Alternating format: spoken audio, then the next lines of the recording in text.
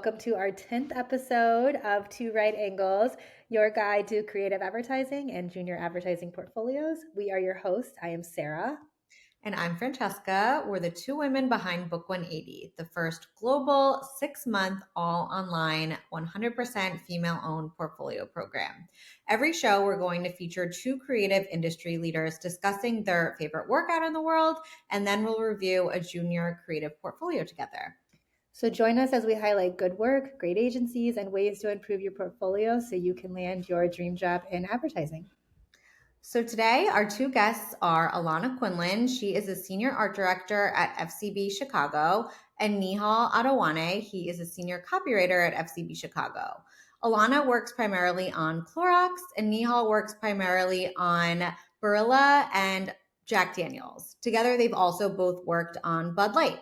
We're also going to be reviewing the work of Zoes Bendoff. She is a fantastic junior art director based in Chicago, and she is a recent Book 180 grad.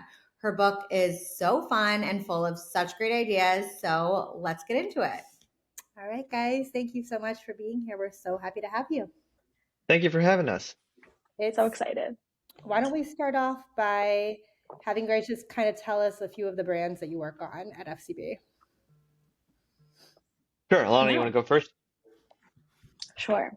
Nihal and I used to work together on an old team, but right now I'm on like the Clorox team. So it's Clorox cleaning, like the bleach, but also Glad trash bags, Hidden Valley Ranch, as you can see in my background, as well as like Brita water filters and Pine Sol, bunch of random stuff. It's great. That's so cool. That's awesome. And Nihal? That's great. Alanna and I, like she mentioned, used to work on Bud Light together for a hot second, but we don't anymore. Now I work on Jack Daniels. Wait, can you see? Yeah, there's a whole bunch of bottles in the background. Only for work purposes, right? Yeah. I work mainly on Jack Daniels and Barilla pasta. Oh, very cool. Very That's cool. amazing. That's awesome. Is there anything out there in the world right now that either like FCB has done or you have done or just anything random that you guys are loving work-wise? I have the most random campaign that I was showing Nihal earlier. It was a Super Bowl ad that some of my classmates from college did, and it was the NYX lip plumper commercial. And if you guys saw it, it was amazing, but it actually got cut because it was a little PG-13, but it is absolutely funny. They did such a good job. Cardi B's in it. Yeah. It got cut? It got cut from Chicago, at least, because it wasn't exactly safe for work. Oh, wow. Wow. Now I'm But that's how you know you did a good job, you know.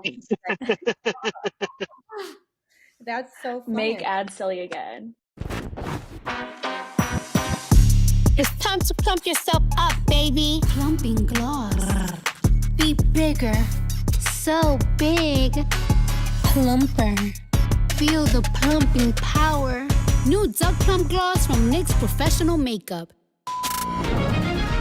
And we're live, wondering why men put duck plump where it should not go. Cardi said duck. D-U-C-K. We've got another duck plumper. What is wrong with you guys? Duck plump makes your lips bigger. Nothing else. Do you think it worked though? It's a lip gloss. I'm sorry. Was it plumper? Did anyone see? It's for your lips. They put it where? Why? Oh, I love that. I love that. Very funny. Make ads silly again should be like, God, like it's, I was like, the moment I heard Alanna say it, I was like, don't get me started. Because like everything's become so like uptight and serious, but yes, stupidity needs to make a comeback. It's what all of us have in common. So I loved it. Like when she sent it to me, and I was like, yeah, we need to be doing more work like this. And I feel like the Super Bowl really showed that like, I think there was like one or two serious ads and everything else was just funny. Like, let's just laugh again. Times are hard. Yeah. Can we spark joy in this one way? Seriously. Yeah. Yep. Yeah. I love that. Nihal, what about you? I will also follow Alana in the comedy genre. I think I'm a huge fan of the new Cheetos work. Have you seen the new Other Hand stuff that they put out like a few weeks ago? 99% of people eat Cheetos with their dominant hand. Mr. Guy? Even sketch artists. We'll catch him. And sports fans. Oh, and he's done it! And bakers. And football players. And even plastic surgeons. How's it look? Using your other hand, it's a Cheetos thing. It's just, to me, it's such a classic, like, return to old school advertising with the really smart insight at the heart of it. It's just about, like, it's almost like too direct in its strategy. It's such a simple but strong premise, and you can just keep going for like days and days and days with it. It's a very like classic out of home / TV ad that made me feel like a bit of nostalgia. But again, to Alana's point, like entertain. Entertainment. I mean, isn't that like Liquid Death's like biggest motto? They're like, if we're not entertaining, we're not doing our jobs. Like that's our only purpose here. And like we're fundamentally a nuisance to people. Like advertising, nobody wants to see advertising. Like we're interrupting things that people actually want to do. So if we're going to be doing that, might as well make it worth their time. Make them laugh. Yeah, exactly. We were watching, it's so funny you say that because I got the biggest kick out of this morning. I was watching regular cable with my son. I don't know why. It was just on. It wasn't even regular cable. It was an app that mimics regular cable because that's where we're at in the world today. They had ads, and for an entire, probably like 180 seconds, my son just yelled, "Skip it!" And I'm like, I can't. I have to watch. Oh my gosh. Yeah. That's so funny. My daughter does the same thing. We watch like YouTube TV a lot, and it's only like 50 seconds, and she is freaking out. I'm like, you have no idea. You will watch the ad and you will like it. This household, we finish the ads. We give it every damn second of our attention. Yes. That click-through rate too. You know, you got to click through these ads in this household, so we get those stats. We support it. I love it. Well, I love that we're already talking about like silly, funny work. I think you guys are really going to like Zoe's book. This is actually just very perfect. So Zoe Bendoff here is an art director. She recently graduated from Book 180. She was honestly just a dream student. So kind, so funny, so sweet. Like just like a great classmate, wouldn't you say, Francesca? Yeah, a great partner, like always down to help other copywriters, even like outside of projects, like very supportive. Yep.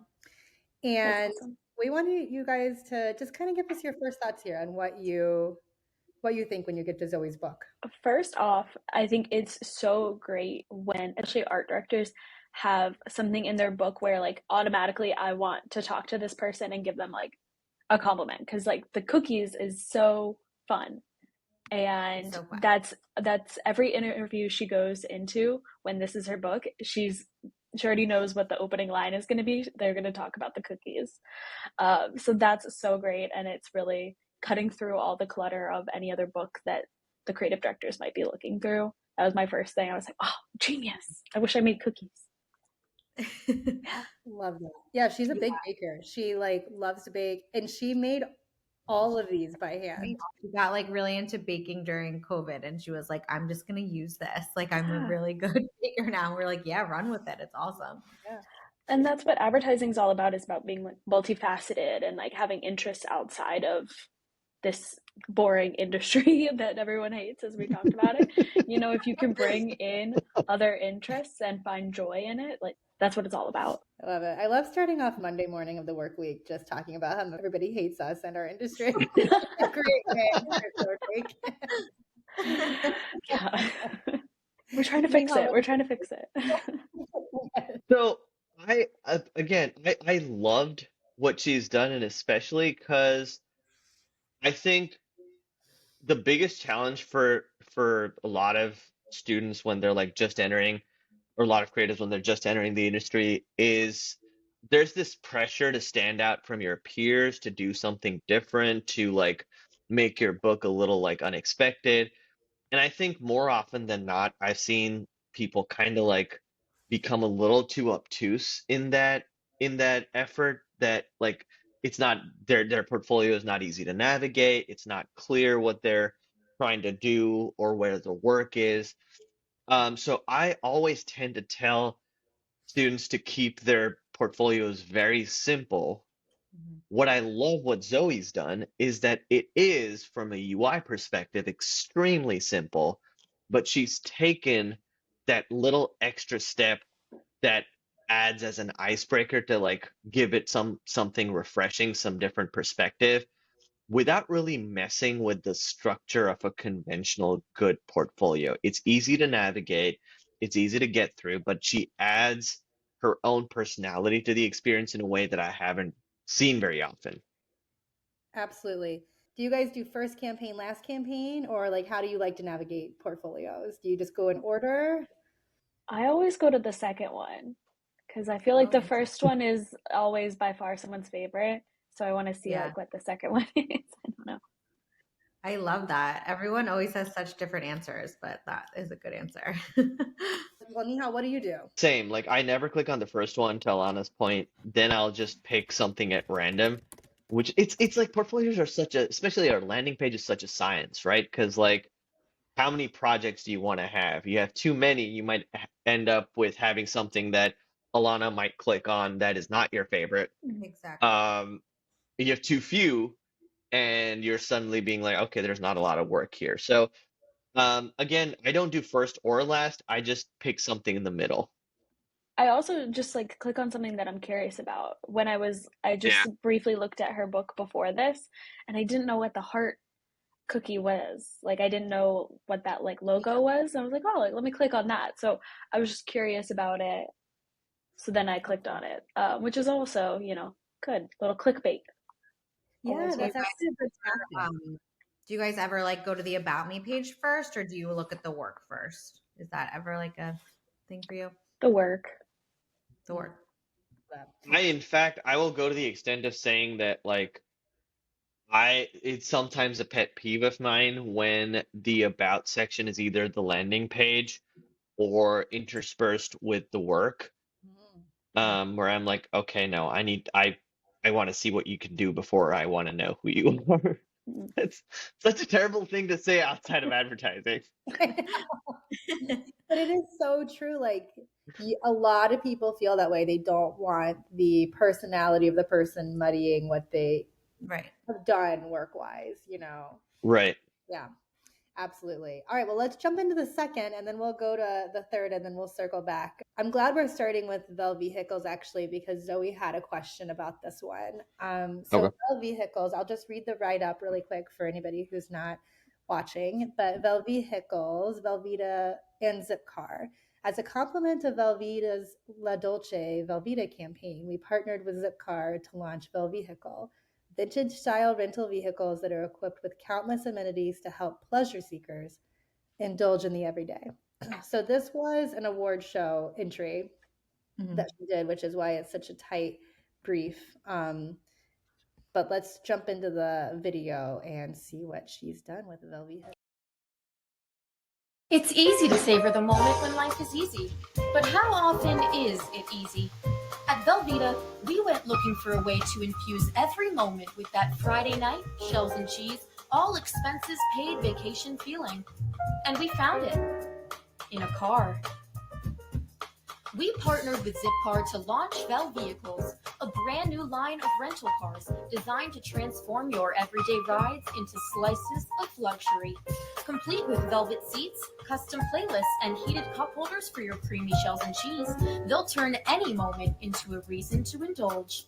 With the keys to a Vel Vehicle, luxury is never out of reach. So why wait to luxuriate? All right, and then she goes into some of the executions just on their own. What do you guys think about this? I mean, we're talking about making advertising fun again. I feel like Velveeta does a really great job, and on my team, we talk about their campaign right now a lot and just how beautifully shot it is. And the visuals are right in line with that like beautiful, like warm, golden kind of cinematography that they have. So I think that's great. And Velvehicles is, just dumb enough that it made me chuckle, Um, what I like first is Vel Vehicles is funny.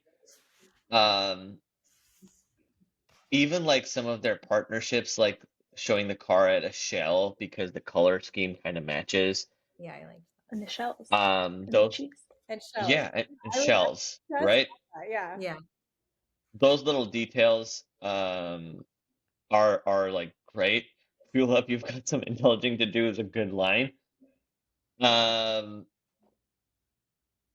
I do think some of the social and print work kind of gets in the way. I think it's a very simple idea that works. But some of it I think over-indexes um on itself. Like the Like here. why wait, yeah, why wait, luxuriate. Like it goes a little too deep into it. I think it could be a lot simpler than that. Are you waiting for someone to tell you you deserve it? Like there's a sometimes like that's a problem with like good conceptual ideas is that you're setting the bar high for yourself when you have a fun concept. So outside of a concept, even if the execution was good, now that you've set the bar high, then you want the executions to live up to the potential of the concept. I see what you're saying. And you know Yeah. what? You have a good point, like with some of this social, like if it were just simplified a few layers down, it might like if a audience member encounters the social first, they might not know what the heck is going on. It almost needs to be Right. a definition like rent the Velveeta zip car and luxuriate in your drive. You know? Then yeah. Yeah. And also like I think it's kind of a trap that especially if you're submitting to awards that it's difficult not to fall into when you're like, okay, if you're building off the La Dolce Velveeta campaign, your work needs to stay true to that ethos, but at the same time, you want to do stuff that like differentiates itself or like that takes it a step forward. So I'm missing that connection to that brand campaign, especially since it lives in that universe, and they've established that premise of La Dolce Velveeta. Um, this takes it in a slightly different direction that doesn't seem tonally aligned with me for me, which in Zoe's defense, I don't think is necessarily entirely like on her from a visual perspective, but also curious to get Alana's take on it. Yeah, I actually do think that it absolutely lives in La Dolce Velveeta. And I think that they kind of have this like I completely buy that they would have a campaign about like cruising and just like riding around your block in like the sickest car ever. Um Actually, and they have a couple car spots in their thing in their repertoire. But to your point a little bit, like where is this taking it and like what is Velveeta getting out of it? It's a great, portion of their overarching platform of La Dolce Velveeta, but how is it selling the shells and cheese? You're selling cars now, and that ladders up to everything that Velveeta stands for, absolutely. But why am I gonna go buy the Velveeta mac and cheese next time I'm in the store? I think that's what it's missing, and that's so easy to do when you're submitting for awards and you're in school because this is a great concept. But when you get to an agency, the marketers at the agency or at the company at your client are not going to buy it if it's not, going to their bottom line. So I think there was a space to emphasize some more like, oh, and we'll give you a coupon for buying Velveeta cheese at your grocery store, at your bodega, so that you can go cruising in this vehicle. Something as simple as that could go a long way in reinforcing the purchase, which is ultimately what we're here for. Yeah, absolutely. Definitely. Yeah, that makes a lot of sense. Zoe had a question about Velveeta specifically. She's gotten feedback from some people to show more full body renders of the Vel vehicles, like I guess just from exterior. Do you have any specific art direction feedback on which, like where she could place those where it doesn't start to get to be too many executions? Like we're starting off here, I was thinking maybe even like if there were like another corner photo down below that just showed right off the bat, like interior, exterior. But I'd love to know some thoughts from you on where she could put some more exterior renderings of the Vel vehicles. Yeah, I think because of the shell activation, I wasn't necessarily missing that. But yeah, I would say in the zip car section, do like a zoom in thing of that like Vel vehicle $180. Just do a zoom in of that and like what the car looks like that you would be buying. Yeah, that's perfect. I think that's kind of the visual why I love the shell render that therein for me is the missed opportunity because this car is so visually captivating and it's so jarring in a normal setting.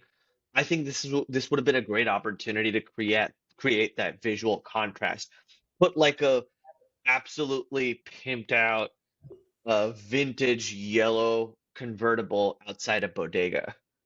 Put it like outside like a random like apartment building or like bring that visual contrast out so people can explore and experience like can just see how cool that car looks and it doesn't necessarily get lost in this like sea of yellow all the time. It's really smart. Yeah, you see like a Toyota Camry there and like a Yeah, Sorrento, and then you see this car, Yeah. parking lot, a white shot of a parking lot. You have a bunch of Priuses and then you have this. Yeah. Like that's it really pops then. Even within the interface, play around with the iconography a little more, like bring that experience in. Do you think there's an extendable universe here where like you could have done like an instead of an Uber Excel or an Uber Black or whatever, you could have done a La Dolce Velveeta and you have like this crazy vintage car. And like that's to Alana's point from earlier, that's where you get in your like commerce and sweeps, right? Like Yeah. buy a pack of Velveeta and you get a chance to get picked up in like this for an Uber or Lyft. Yeah, I think that Uber could be a really great partnership. And also I feel like it opens up to even more people getting the chance to experience the Velveeta. Right. Right. Yeah. I think that the Uber, I think this idea is all about, for me, is about like cruising and like that like kind of Miami mentality where you're the one driving. Yeah. So I think taking it into like the passenger seat and someone else is driving you around is like just a different thing altogether. And I feel like Uber partnerships have been done before. Like Zipcar seems a little bit fresher and newer with this lens That's true. on it. No, that is Yeah, true.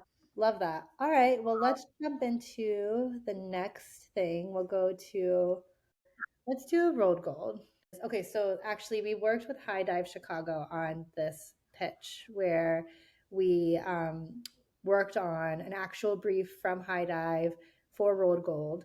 And then we were able to pitch it to the internal team of High Dive. Every student kind of competed against each other in teams, and then the winning team got informational interviews at High Dive after graduation. The brief was that there is actually literally zero differentiating product benefits of rolled gold to other pretzels. It is like a plain old pretzel. There's nothing special about it. And it's like people know the brand rolled gold more than any other brand of pretzels, but it has the least buying marketing share. People buy it less, even though they know it more. So this was a campaign to sort of get people purchasing rolled gold. I think it's a great brand Alana, campaign. you want to go first? Yeah. But yeah, knowing that the brief was again about like getting the pretzels in someone's shopping cart, I think you need to, well, first and foremost, with art direction, I would show the pretzel more, like get that that appetite appeal. Like if your brand is the only one that people know by name, then you should, hand over fist be the one that people are purchasing. So like I know with other brands that if you just sell the category, there then your share is going to go up because if you own the category, um, we're already selling. So I would first and foremost show the pretzel and then get to more of like the hard hitting why you want a pretzel right now. This is really playing on your like emotional, which is great, and that's more of that like higher in the marketing funnel kind of thing. But why do I want a pretzel right now? Why do I need to go to the store and eat a pretzel right now? Maybe it's like different recipes that you can do with pretzels. Making pretzels look cool and yummy is a surefire way to get me to purchase a pretzel bag. Yeah, it's kind of doing the old like got milk campaign where like I actually am craving milk at this moment. Yeah, yeah. Right. And you're like, why am I craving milk? But like, yeah, it's working. It's working. Yeah. I like the line "Savor the Satisfaction" as a tagline. Um, I I'm curious to hear Sarah and Francesca if you agree on this one, but I like to call this category of work like the small joys work, where like there's a big sense of deja vu for me in this kind of work. Like it's very like describe the feeling of brand, like sleeping in, like getting an instant reply back, like a sunny day with 72 weather. Like it's this very like freestyling describe happiness in for brand benefit placeholder that I see a lot in student books. And there are sparks of where it works. Like there's bite into the sensation of getting the best parking spot, snack on the feeling of seeing cows along the road, and like those kind of like are good, but I feel like it needs to be pushed further. Like it's not enough to differentiate the brand, which to your point, their point is that their problem is that there's literally nothing to differentiate them. So it's kind of on you to create that sense of differentiation. And while Savor the Satisfaction is a good line, um, it does have that sense of like we stopped at the first few ideas we liked kind of approach to describing or paying off Savor the Satisfaction. I would have loved if they like explored it a little more, defining what the satisfaction could mean. Yeah. No, I think these are really good points, and I think it could be pushed more. I agree. My favorite line here was also the seeing cows along the road, though, I Nihal. know. Yeah. There's something special about that one. Yeah. Yes, and all those some of those lines can live within a campaign that has a little more depth slash differentiation for the brand. Yeah, great. That is good. Okay, we'll go through one more. Polly Pocket. So in response to young girls' increasing obsession with skincare and makeup, Polly Pocket brands themselves as the newest, truest anti-aging product for kids and tweens. The fail-proof routine. Replace exfoliant with enrichment and savor the true beauty of childhood, which is play. Essentially, what they would do is they would send popular TikTok influencers in the beauty realm youth-saving packaging from Polly Pocket. It contains the world's most potent anti-aging formula yet. Play. I think that more and more I'm like actually doing a lot of influencer stuff, so it's good to like see it actually in a book. And I'm sure it's very interesting to people coming up in advertising right now. I think it's like a little bit of like a mental stretch, but I like the thought of it. Like it's so pure in and like morals and stuff. I love it.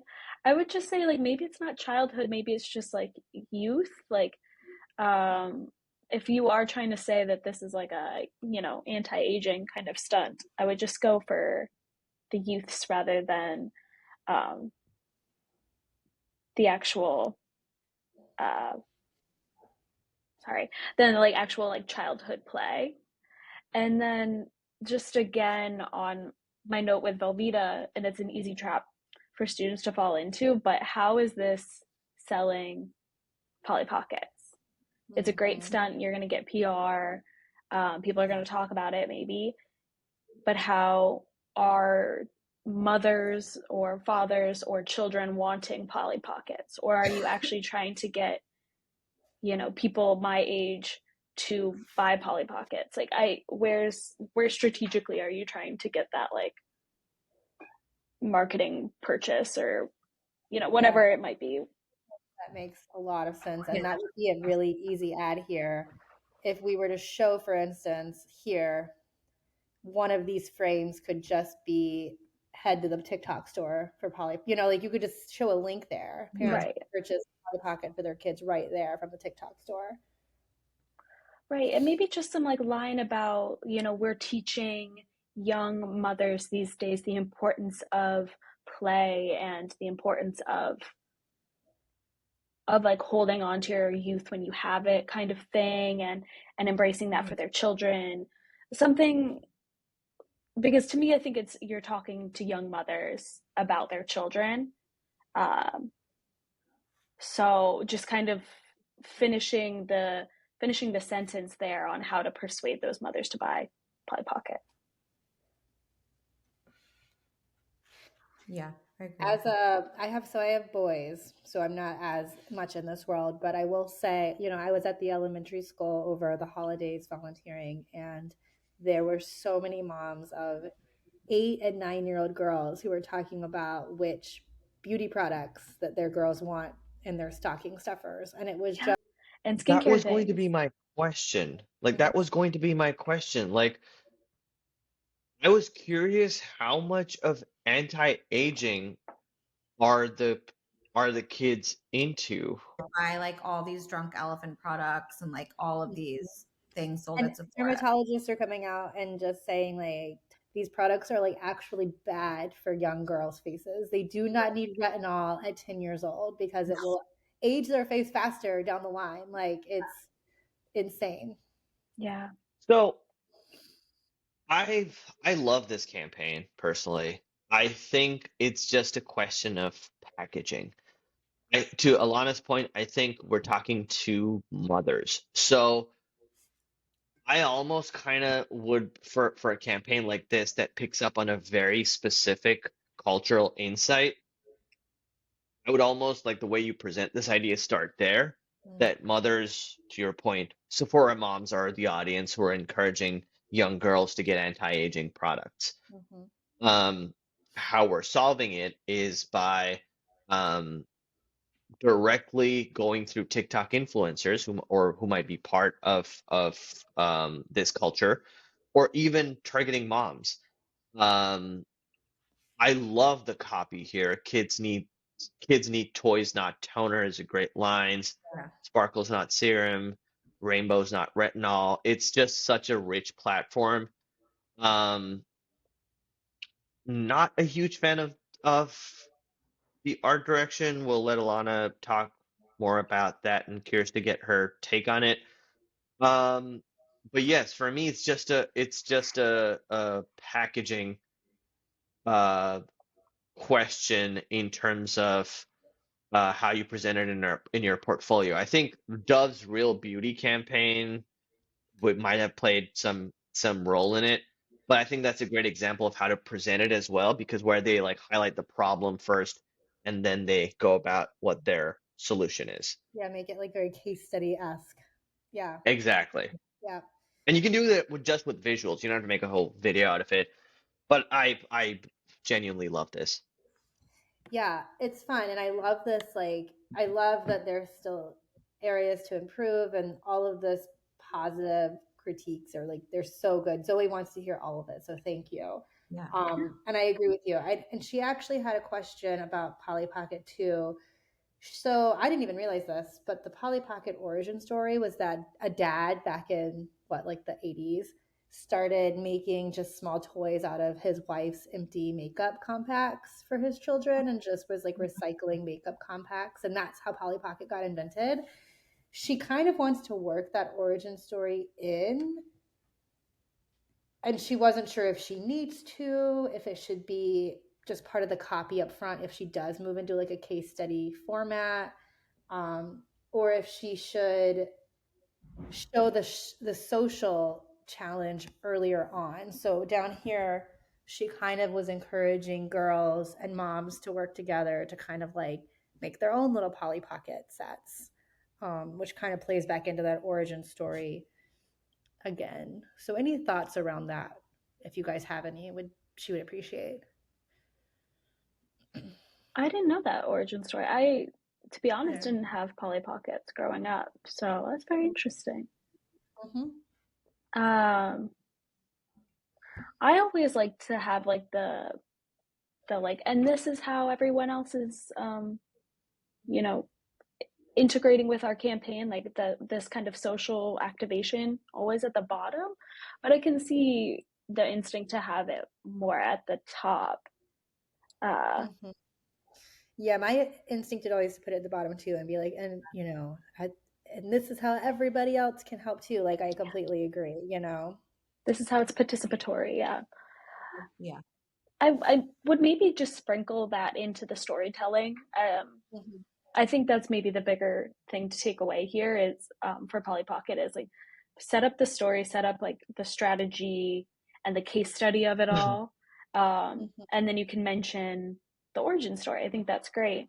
Polly Pocket was first born from makeup cases, but we don't, we're pushing against that now. Children don't need the makeup and the skincare. What they need is play. Right. And maybe it is a little bit like that. Like, the makeup's always been empty. That's part of our origin story. It's always been, how do we turn children from makeup to play? And so we're bringing that back again, Yes. Yeah. I don't I could go either way. I don't think you really need the story. I can understand her hesitance um to add it up front, especially because like you want to get to the work quickly and you don't want to like have walls of text. I do think though in the social there's an opportunity to bring the brand in a more organic way instead of being like, show us what you're doing with your makeup kits. Yeah. You can be like, there's a lot of makeup waste. We're gonna help you make DIY sets with that. You can order them online or like try and like have variations of that. I love the idea of also, I agree, Nihal, and I love the idea of selling little like art kits that they can make. Yeah. Yeah. They can either use an empty compact they have to recycle, Exactly. or the Polly Pocket case itself to like make a new scene in it or whatever, because I don't know, there's no way I would ever be able to like sit down and design something like this with my kid, but I would potentially put some stickers that Polly Pocket sent me together and make a little there was like a pre-made kit. Yeah, I could do that. Yeah. Or like trade in your like makeup kits for art kits or some stuff like that, Yeah, there's a lot of good thoughts there. Absolutely. We will jump right into the third area that we like to discuss, which is, do you think there are any key takeaways here that we can take from our full conversation for this last hour? Alanna, you want to go first? I think for me the big takeaway is, there are like such great ideas, but if it's not going to like execute on some brands like selling the product, then in like an agency culture, it's not going to sell. I think for a student book, it's so great to have those ideas, because I didn't have ideas that were that good when I was entering the advertising world. So that's fantastic. But as you go through your career, just being able to thread that needle on why the client should buy this idea and how it's going to work for them is going to take you such a long way to just have that a little bit of strategic mind and storytelling to sell your ideas. Love that. Yeah. I want to echo actually what Alanna said. Like, it's very easy for me to sit here and be like hurt or do stronger insights. Like, my at school work from literally over a decade ago literally had a cow peeing into a bottle to show 100% pure cow's milk. So I don't have a leg to stand on here. But so this is like it's very well organized, fantastic work, and of course learning keeps happening. For me, the key takeaways are: one, the strongest insights will lead to the strongest work.